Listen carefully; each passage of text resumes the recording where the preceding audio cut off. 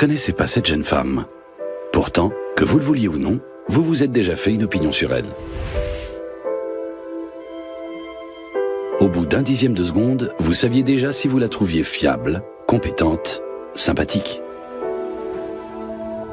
Car le cerveau est un instrument magique, capable d'accomplir à l'insu de votre conscience 90% de tout ce que vous faites, que vous soyez éveillé ou non.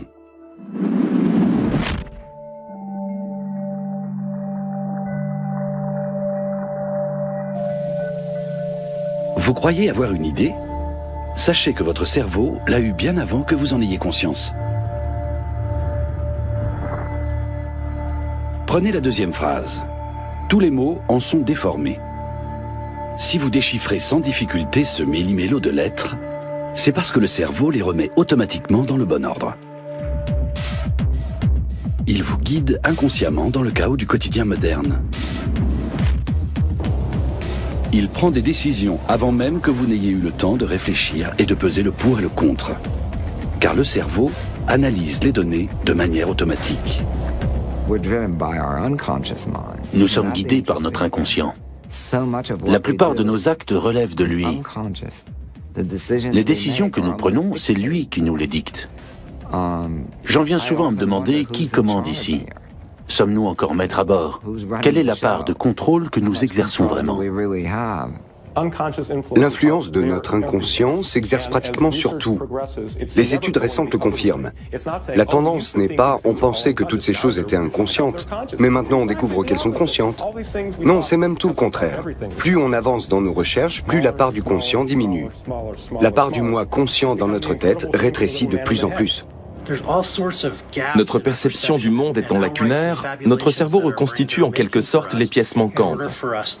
Comme ça, on peut continuer à avancer dans la vie. C'est plus simple de procéder ainsi, plutôt que d'essayer de se faire une représentation précise du monde.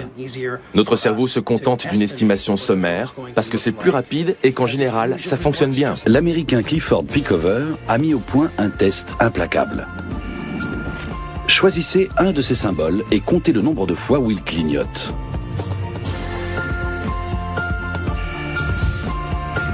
Choisissez maintenant une carte. Regardez-la attentivement et répétez-en 3 fois dans votre tête la valeur et la couleur. Ensuite, concentrez-vous à nouveau sur l'un des symboles ci-dessous et comptez le nombre de fois où il clignote. Et attention, nous avons enlevé la carte que vous aviez choisie.